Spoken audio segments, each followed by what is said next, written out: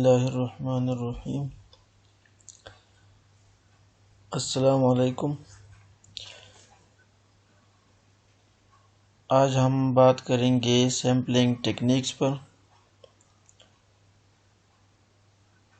Samplings की जो types थी पिछले लेक्चर में उस पर हमने बात की थी। उसमें 4 किस्म थी: grave sample, grass sample, laboratory sample and analysis sample. अब सैम्पलिंग टेक्निक्स जो है उसको मुख्तलिफ मटेरियल से सैंपल हासिल करने के लिए इस्तेमाल किया जाता है। तो बेसिकली जो मटेरियल्स होते हैं उसकी 3 किस्में होती है: सॉलिड, लिक्विड एंड गैस। अब इन तीनों से सैंपल हासिल करने के लिए अलग अलग तरीक़े और डिवाइसेस इस्तेमाल होंगे।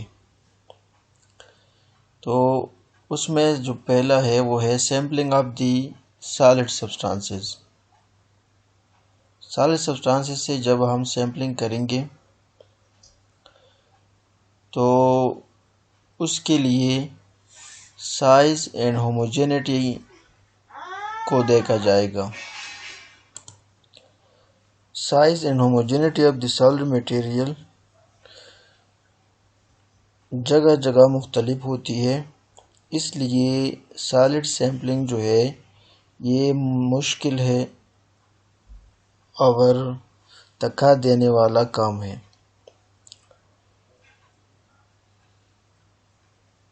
सैंपल को कलेक्ट करने के लिए सेवरल ग्रेव सैंपल हम लेंगे और फिर उसको इकट्ठा करके उससे ग्रास सैंपल बन जाएगी। अब जो ग्रास सैंपल है, ग्रास सैंपल की जो अमाउंट है वो 1 to 2% of the bulk material होना चाहिए। फॉर एग्ज़ाम्पल जिस मटेरियल को हम टेस्ट करना चाहते हैं अगर उसकी अमाउंट है 100 ग्राम तो उससे हम ग्रास सैंपल लेंगे 1 to 2 ग्राम्स। अगर उसकी अमाउंट है 100 टन तो उससे 1 to 2 टन ग्रास सैंपल हम लेंगे और इस ग्रास सैंपल को फिर लेबॉरेटरी और एनालिसिस सैंपल में कन्वर्ट किया जाता है। इसको पिछले लेक्चर में हमने डिस्कस किया था। अब अगर सॉलिड सैंपल होमोजीनियस हो तो फिर सिंगल ग्रेव सैंपल भी काफ़ी होता है फॉर द एनालिसिस के लिए। यानी सिर्फ एक जगह से हम ग्रेव सैंपल लेंगे और उस पर एनालिसिस करेंगे। मुख्तलिफ जगहों से ग्रेव सैंपल इकट्ठा करने की ज़रूरत नहीं होगी। लेकिन ऐसा सॉलिड सैम्पलिंग में बहुत कम होता है, क्योंकि सॉलिड सैंपल जितनी भी होती है उसकी जो होमोजेनिटी है वो कम इसमें होती है और साइज़ उसकी वरी करती है प्लेस टू प्लेस। तो इसलिए जो पहला तरीक़ा है यानी जिसमें मुख्तलिफ ग्रेव सैंपल को लिया जाएगा और उसको फिर इकट्ठा करके उससे ग्रास सैंपल बन जाएगी, तो ये तरीक़ा बहुत ज़्यादा कॉमन है सॉलिड सैम्पलिंग में। अब सॉलिड सैम्पलिंग जो है वो हर मटेरियल के लिए अलग अलग तरीक़े से हम करेंगे। तो इसमें हम 2 एग्जांपल लेते हैं। एक है सैम्पलिंग ऑफ सॉइल।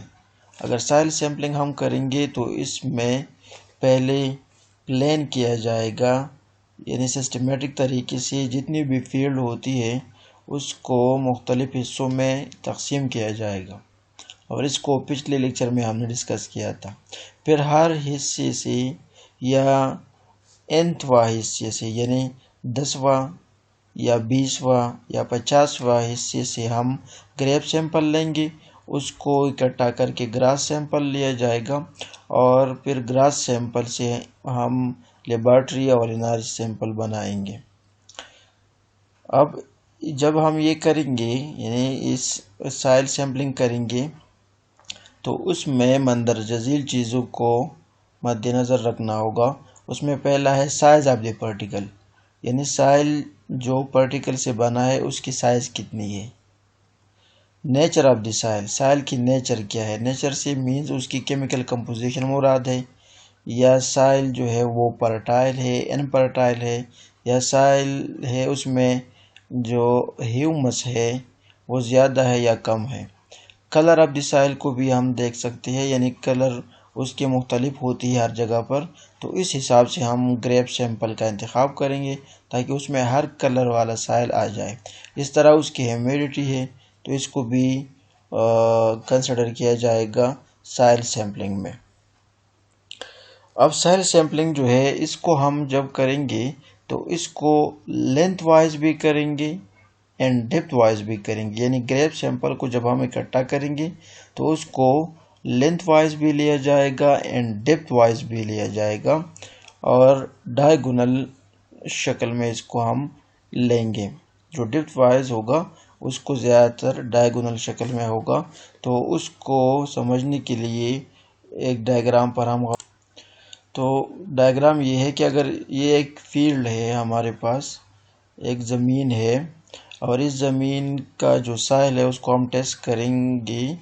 तो टेस्ट करने के लिए जो सैंपल हम लेंगे, ग्रेप सैंपल लेंगे, उसको इस तरह डायगोनल और डेप्थ वाइज लिया जाएगा। यानी पहला सैंपल जो ग्रेप है वो हम सरफेस से लेंगे, सरफेस के करीब से, फिर उससे लेंथ में भी जाएंगे और डेप्थ में भी जाएंगे। तो ये उससे थोड़ा सा नीचे आ जाएगा डेप्थ में, ये इसका सरफेस है।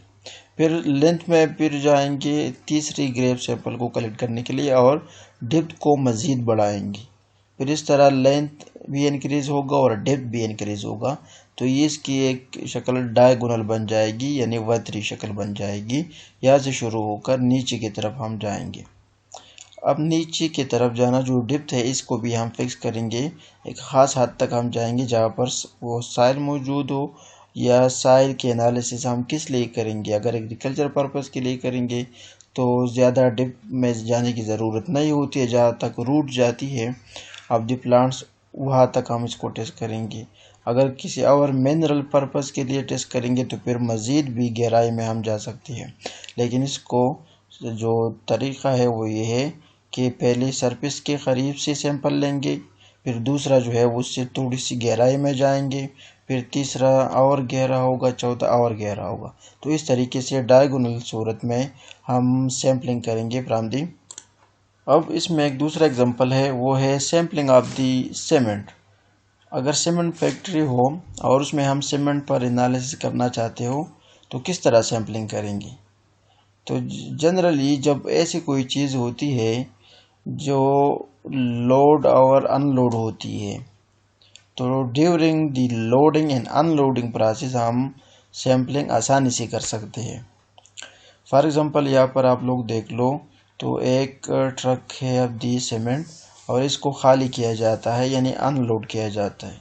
सो इस अनलोडिंग के दौरान इससे हम बआसानी सैंपल ले सकते हैं।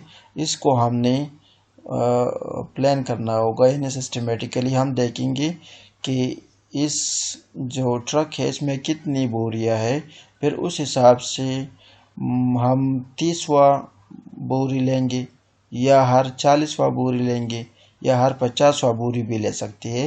ये डिपेंड करती है on the analysis and on the number of bags in the truck.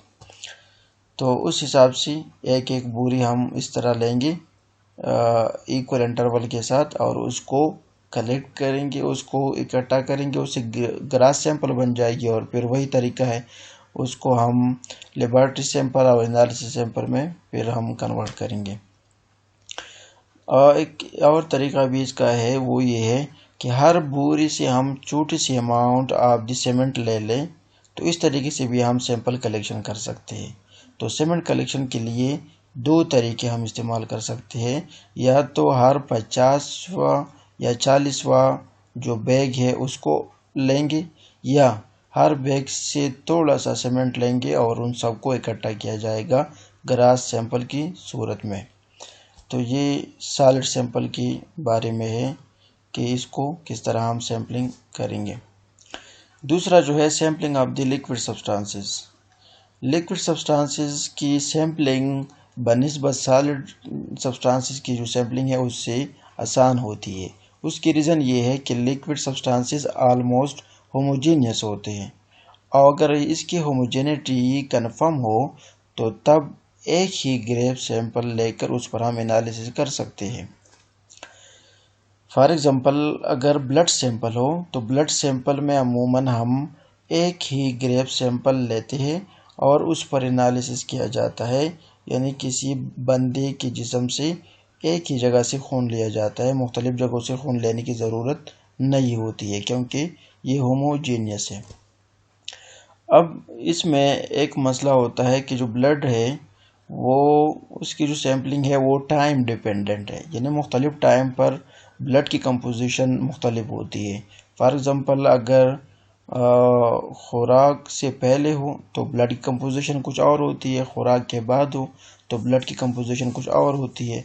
अमूमन ब्लड को फास्टिंग सूरत में लिया जाता है जब बंदे ने सेवरल आवर्स पहले कुछ खाया ना हो, यानी वो भूखा हो, तो ये ब्लड सैंपलिंग इस तरह किया जाता है। अब इसकी दूसरी एग्जांपल है वो है वाटर सैंपलिंग। तो वाटर सैंपलिंग ये थोड़ा सा फिर मुश्किल है as compare to this one, क्योंकि वाटर सैंपलिंग में कंपोजिशन ऑफ दी जो न्यूट्रिएंट्स होती है या जो सब्सटेंस उसमें होती है वो मुख्तलिफ होती है मुख्तलिफ जगहों पर। तो इसलिए इसको सैंपल करने के लिए दोबारा वही तरीक़ा हम इस्तेमाल करेंगे कि मुख्तलिफ जगहों से ग्रेप सैंपल हम लेंगे और उस ग्रेप सैंपल को इकट्ठा करके उससे ग्रास सैंपल लिया जाएगा। अब वाटर से सैंपल हासिल करने के लिए एक डिवाइस यूज़ होती है, उसको थीफ सैंपलर कहा जाता है। थीफ सैंपलर जो है इस डायग्राम में दिखाई गई है, मुख्तलिफ साइज़ में अवेलेबल होते हैं। इसमें यहाँ पर रस्सी लगा ली जाती है और इसको जिधर से हमने सैंपल लेना होता है किसी तालाब से, तो उसमें इसको डिप किया जाता है। तो हमें पता इसका डिप्थ का भी पता चलता है कि कितना ही गहराई में हमने इसको उतारना है और वहाँ से सैंपल लेनी है। और दूसरा यहाँ पर इसका जो ढक्कन है इसको पहले से इवैक्यूएट किया जाता है और फिर जब इसको हम मतलूबा जगह पर पहुंचा देते हैं पानी में, तो वहाँ पर ये ढक्कन दूसरी रस्सी के ज़रिए खोला जाता है और पानी इसके अंदर चला जाता है। तो वहाँ से ये पानी इस तरह कलेक्ट करता है और फिर इस ढक्कन हम क्लोज करते हैं और इस बर्तन को, इस डिवाइस को बाहर निकाल देते हैं। तो ये वाटर सैंपलिंग का तरीका है। अब वाटर सैंपलिंग जो है इसको भी हम डायगोनल करते हैं, यानी depth wise and length wise. पानी जब हम लेंगे तो सरफेस से भी लेंगे, थोड़ी सी गहराई से भी लेंगे, मज़ीद और गहराई से लेंगे। तो इस तरीके से मुख्तलिफ ग्रेप सैंपल्स को इकट्ठा करके उससे ग्रास सैंपल बन जाएगी। तो ये वाटर सैंपलिंग का तरीका है। अब जो ग्रेप सैंपल हम लेंगे पानी का, तो फिर उसको एनालाइज करने के दो तरीके हैं। या तो उसको सेपरेटली एनालाइज हम करेंगे, यानी हर ग्रेप सैंपल को अलग अलग एनालाइज किया जाएगा, और या उन तमाम ग्रेप सैंपल्स को इकट्ठा करके उससे ग्रास सैंपल बन जाएगी और फिर उससे लेबोरेटरी सैंपल बनाकर उसको हम एनालाइज करेंगे। तो ये जो लास्ट वाला जो तरीक़ा है जिसमें ग्रास सैंपल बनाया जाएगा ये ज़्यादा प्रेफरेबल है, और उसकी रीज़न ये है कि इसमें हम एनालिसिस को रिपीट कर सकते हैं, यानी रिप्लिकेट वैल्यूज़ हम ले सकते हैं और प्रिसिशन वगैरह हम मालूम कर सकते हैं। तीसरा जो है उसमें है सैम्पलिंग ऑफ गैसेस। तो गैस की जो कंपोजिशन है वो यूनिफॉर्म होती है लेकिन वो मुख्तलिफ हो जाती है from region to region and also with altitude. तो गैस सैम्पलिंग भी हम मुख्तलिफ जगहों से कर सकते हैं और फिर उसको इकट्ठा करके उससे ग्रास सैंपल बनाया जाएगा। अब गैस सैम्पलिंग के लिए जो डिवाइस इस्तेमाल होती है अमूमन उसकी तीन किस्में हैं। एक है स्टील कैनिस्टर, दूसरा है पॉलीविनाइल फ्लोराइड बैग और टिडलर बैग, और तीसरा है माइलर बालून। अब इसमें जो पहले दो है यानी steel canister and polyvinyl fluoride, जिसको टिडलर बैग भी कहा जाता है, ये टिडलर बैग है, इसको आप लोगों ने देखा होगा। और ये दोनों जो है ये स्टील कैनिस्टर है, ये मुख्तलिफ डिज़ाइन और शक्लों में आती है। इनको इस्तेमाल करके हम किसी स्पेसिफिक जगह से एयर कलेक्ट करते हैं। अब इन तीनों को, यानी ये कैनिस्टर के दो जो अक़साम है और ये एक जो टेडलर बैग है, इनको हम दो तरीक़ों से इस्तेमाल कर सकते हैं। या तो इसको हम एक्टिव तरीक़े से इस्तेमाल करेंगे या पैसिव तरीक़े से। एक्टिव मैनर में ये है कि एक पंप लगाया जाता है, इसके साथ कनेक्ट किया जाता है। At the time of sampling उस पंप के ज़रिए इसमें हवा भर ली जाती है। तो